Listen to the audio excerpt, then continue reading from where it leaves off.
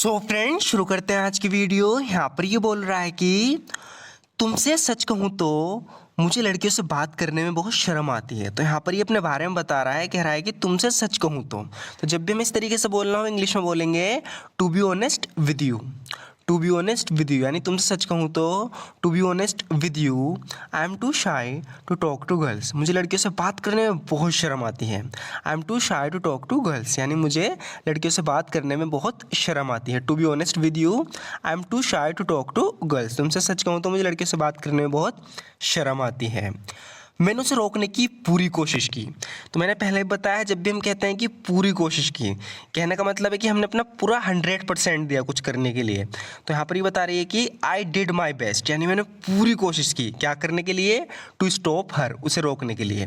तो किसी काम को करने के लिए हमने पूरी कोशिश की, इसके लिए हम बोलेंगे आई डिड माई बेस्ट। तो यहाँ पर ये बोल रही है कि I did my best to stop her यानी उसे रोकने के लिए मैंने पूरी कोशिश की, अपना पूरा बेस्ट दिया। I did my best to stop her, लेकिन मैं उसे वहाँ जाने से रोक नहीं पाई। But I couldn't keep her from going there. तो यहाँ पर हमने यूज़ किया है कीप फ्रॉम का। यहाँ पर आप चाहो तो स्टॉप का भी यूज़ कर सकते हो। ये बोलने के अलग अलग तरीके होते हैं इंग्लिश में। तो यहाँ पर ये कह रही है कि but I couldn't keep her from going there यानी कि I did my best to stop her, मैंने उसे रोकने की पूरी कोशिश की। But I couldn't keep her from going there, लेकिन मैं उसे वहाँ जाने से रोक नहीं पाई। कौन कहता है मुझे तुम्हारी परवाह नहीं है? यहाँ पर ही कह रहा है कि कौन कहता है मैं तुम्हारी परवाह नहीं करता। इसे इंग्लिश में बोलेंगे हु सेज। इसका मतलब है कौन कहता है। Who says I don't care about you, मैं तुम्हारी केयर नहीं करता, तुम्हारी परवाह नहीं करता। कौन कहता है? Who says I don't care about you. मैं सब तुम्हारे लिए ही तो कर रहा हूँ। I am doing this all for you.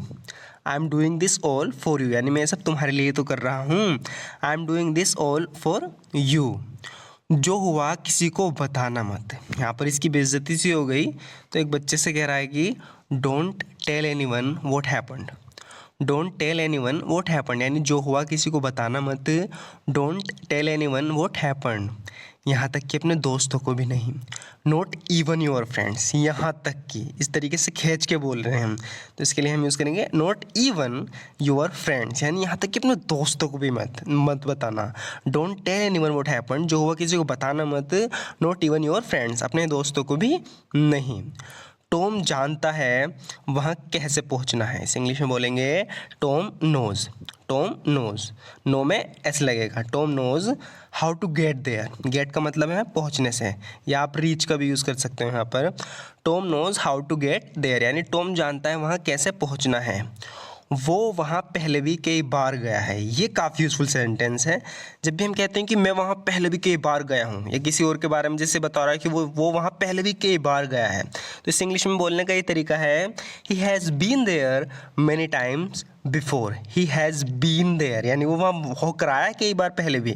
या अगर मैं अपनी बात करूँ तो मैं बोलूँगा I have been there many times before. I have been there many times before. तो कहीं जाने की बात चल रही है, किसी को रास्ता नहीं पता, तो यहाँ पर ये टॉम के बारे में कह रहा है कि Tom knows how to get there. Tom जानता है वहाँ कैसे पहुँचना है। He has been there many times before, वो वहाँ पहले भी कई बार गया है। देखो मैं यहाँ नहीं आता। Look I wouldn't have come here. तो यहाँ पर ये आ गया, सामने वाले से पूछ रहा है कि तुम आने की क्या ज़रूरत थी, मैंने तुमसे आने को मना किया था। तो ये कह रहा है कि लुक देखो I wouldn't have come here, मैं यहाँ नहीं आया होता है, मैं यहाँ नहीं आता। यानी पास्ट में कुछ हुआ है, उसके बारे में हम जब भी इस तरीके से बोलते हैं कि ऐसा नहीं हुआ होता तो वैसा हो जाता, वैसा नहीं हुआ होता तो वैसा हो जाता, थर्ड कंडीशनल का यूज़ होता है। मैंने रूल भी कई बार बताया है। सबसे पहले हम बोलेंगे look I wouldn't have come here, देखो मैं यहाँ नहीं आता। I wouldn't have come here, देखो मैं यहाँ नहीं आता। If you had answered my calls, अगर तुमने मेरी कॉल्स का जवाब दे दिया होता। तो इसने इसकी कॉल्स का जवाब नहीं दिया, इसलिए यहाँ पर ये आया। तो इसीलिए यहाँ पर हम सबसे पहले बोलेंगे इफ़ के बाद यहाँ पर यूज़ होगा पास्ट परफेक्ट का। हैड के बाद वर्ब की थर्ड फॉर्म, जैसे कि if you had answered my calls, यानी अगर तुमने मेरी कॉल्स का जवाब दे दिया होता, यानी जो बात बीत चुकी है उसके बारे में हम बात कर रहे हैं। If you had answered my calls, अगर तुमने मेरी कॉल का जवाब दे दिया होता, I wouldn't have come here, मैं यहाँ नहीं आता। तो इसके आगे के पार्ट में वुड हैव का यूज़ होगा। आगे यहाँ पर इससे कह रहा है कि चलो ऊपर चलकर बात करते हैं। इसे इंग्लिश में बोलेंगे let's go upstair and talk. इस तरीके से हम बोलते हैं ना, let's go upstairs and talk, यानी चलो ऊपर चलकर बात करते हैं, यानी ऊपर के कमरे में बैठ के बात करते हैं। Let's go upstairs and talk. मुझे तुम्हें कुछ बताना है। I have got something to tell you. तो जब भी हम इससे कहते हैं ना कि मेरे पास कुछ है जो मुझे तुम्हें बताना है, तो सबसे बेहतरीन तरीका है इंग्लिश में बोलने का I have got something to tell you. I have got something to tell you, या हम इस तरीके से बोल सकते हैं I have something to tell you. Got भी हटा दोगे तब भी चलेगा। I have got something to tell you, मुझे तुम्हें कुछ बताना है।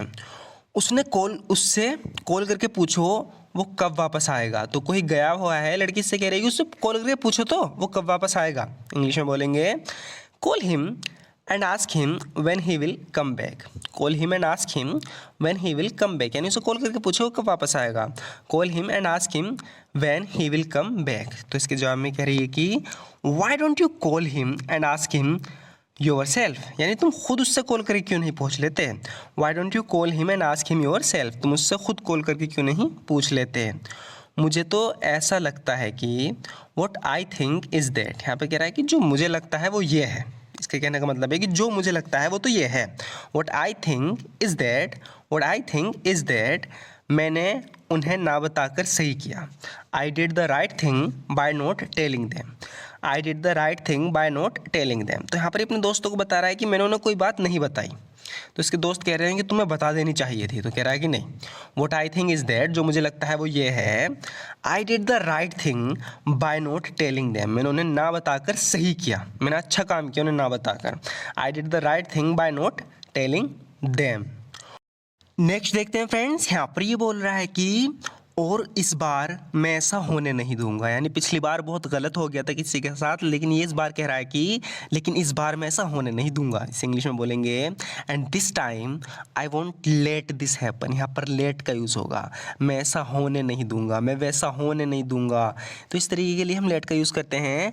And this time I won't let this happen, और इस बार मैं ऐसा होने नहीं दूंगा। And this time I won't let this happen, लेकिन ऐसा करने के लिए मुझे तुम्हारी मदद की ज़रूरत पड़ेगी। But to do that, I'll need your help. But to do that, I'll need your help. लेकिन ऐसा करने के लिए मुझे तुम्हारी मदद की ज़रूरत पड़ेगी। But to do that, I'll need your help. देखो, चाहो तुम, क्या यहाँ पर इससे कह रही है कि देखो, चाहे तुम मुझ पर भरोसा करो या ना करो। Look, whether you guys believe me और नॉट। यहाँ पर इसके काफ़ी सारे दोस्त बैठे हैं, वो इसकी बात पर विश्वास नहीं कर रहे। तो यहाँ पर ये कह रही है कि देखो, तुम लोग मुझ पर भरोसा करो या ना करो। Look, whether you guys believe me और not. Look, whether you guys believe me और नॉट। देखो, या तुम लोग मुझ पर भरोसा करो या ना करो, ये तुम्हारे ऊपर है। It's up to you, it's up to you, यानी तुम्हारे ऊपर है। Whether you guys believe me और नॉट, या तुम लोग मुझ पर भरोसा करो ना करो, ये तुम्हारे ऊपर है। लगता है मैं गलत समय पर आ गई। इस इंग्लिश में बोलेंगे I seem to have come at the wrong time. I seem to have come at the wrong time, यानी लगता है मैं गलत समय पर आ गई। देखो, ये सिंपल इस तरीके से समझो। सबसे पहले यहाँ से सीम टू हटा दो। जब हम इस सीम टू हटा देंगे तो ये बनेगा प्रेजेंट परफेक्ट, जैसे कि हम आमतौर पर बोलते हैं I have come at the wrong time. तो यहाँ पर सीम टू हटाने के बाद बन रहा है I have come at the wrong time, यानी मैं गलत समय पर आ गई, मैं गलत समय पर आ गई। I have come at the wrong time. लेकिन अगर यहाँ पर हम सीम टू जोड़ दें तो ये बनेगा लगता है मैं गलत समय पर आ गई। तो ये सेंस आ रहा है लगता है, तो इसके लिए हम यूज़ करेंगे सीम टू का। I seem to have come at the wrong time, लगता है मैं गलत समय पर आ गई। माफ़ करना अगर मैंने तुम्हें डिस्टर्ब किया हो। I am sorry if I disturbed you. I am sorry if I disturbed you, यानी माफ़ करना अगर मैंने तुम्हें डिस्टर्ब किया हो। जो तुम चाहते हो मैं कभी नहीं करूँगी। इंग्लिश में बोलेंगे I will never do what you want. I will never do what you want, यानी जो तुम चाहते हो मैं कभी नहीं करूँगी। I will never do what you want, मैं उस तरह की लड़की नहीं हूँ। I am not that kind of girl. I am not that kind of girl, यानी मैं उस तरह की लड़की नहीं हूँ।